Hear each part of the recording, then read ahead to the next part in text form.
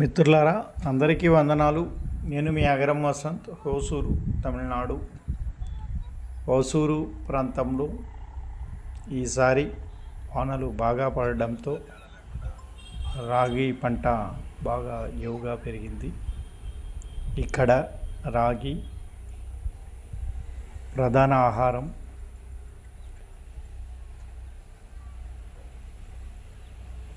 ఎక్కువగా చేన్లలో ఇటు బెంగళూరు కానివ్వండి, హోసూరు కృష్ణగిరి జిల్లా కానివ్వండి, అలానే కూడా రాయలసీమలో కొన్ని జిల్లాల్లో రాగి పంట బాగా ఎక్కువగా పండిస్తారు. ఒక విధంగా చెప్పాలంటే